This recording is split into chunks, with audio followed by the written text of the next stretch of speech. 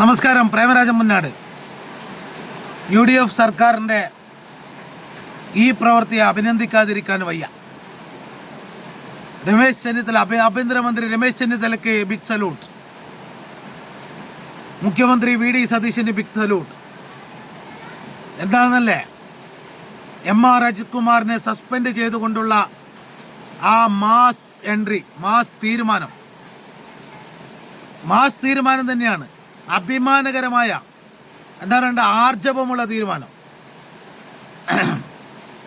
അദ്ദേഹത്തിന് ആർക്കും ഒന്നും ചെയ്യാൻ പറ്റില്ല എന്നുള്ള അഹന്തയും ധിക്കാരവും നിറഞ്ഞ്, എന്താ പറയേണ്ടത്, പോലീസ് സേനയെ അടക്കി ഭരിച്ച ഒരു കാലഘട്ടത്തിൽ മുഴുവനും വലിയൊരു തണൽ വൃക്ഷത്തിൻ്റെ തണലേകുന്ന രീതിയിൽ സംരക്ഷിച്ചു കൊണ്ടുപോയ ആളുകളുണ്ട്.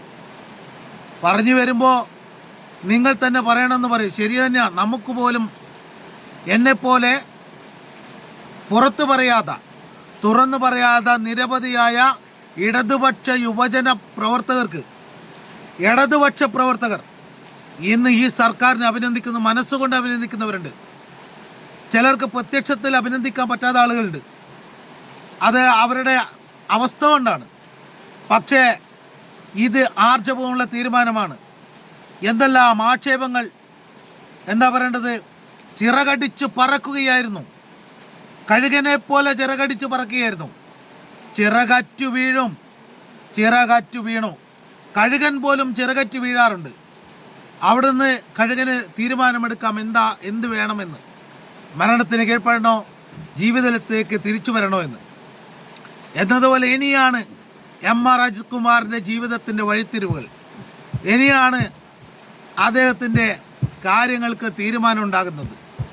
MR അജിത് കുമാർ ആരും തൊടില്ല, എല്ലാവിധ സംരക്ഷണവും ഉണ്ടാകും, എല്ലാ കാലത്തും അദ്ദേഹം പൂർണ്ണ സംരക്ഷിക്കപ്പെട്ട ആളായിരിക്കുമെന്നുള്ള അദ്ദേഹത്തിൻ്റെ ധാരണയുണ്ടായിരുന്നു. ആരും ഒന്നും ചെയ്യില്ല, ആർക്കും ഒന്നും ചെയ്യാൻ പറ്റില്ല എന്നൊക്കെയുള്ളത് തനി അഹങ്കാരമായിരുന്നു. ഇനി സുജിത് ദാസാണുള്ളത്. ഇങ്ങനെ കുറേ ഉദ്യോഗസ്ഥന്മാരുണ്ട്. അവർ വിചാരിച്ചു എല്ലാ കാലവും ഒരു ഭരണം മാത്രമായിരിക്കും അവരുടെ സംരക്ഷണം ഉണ്ടാവുന്നത്. ഒരിക്കലും MR അജിത് കുമാറിനെതിരെ നടപടിയെടുക്കാത്തത് ദുഃഖിച്ച നിരവധിയായ കേരള ജനത, കോടിക്കണക്കിന് ജനതയുണ്ടായിരുന്നു. അവർക്ക് നൽകിയ സന്തോഷമാണ്, അവർക്ക് നൽകിയ പാരിതോഷികമാണ്.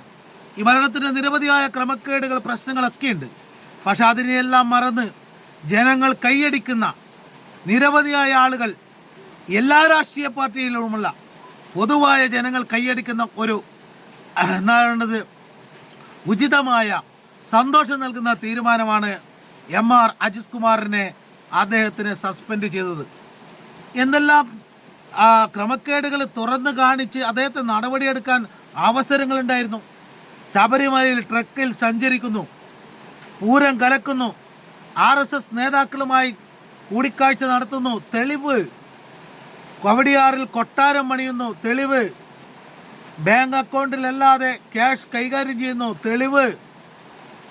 പക്ഷേ അദ്ദേഹം അപ്പോഴും ചിറകടിച്ച് പറക്കുകയായിരുന്നു. പട്ടം പറത്തിവിട്ടാൽ പറന്ന് ഉയരങ്ങളിലേക്ക് പറക്കുമ്പോൾ അതിൻ്റെ ചരട് ഒരു സ്ഥലത്ത് നിന്ന് അറ്റുപോകും.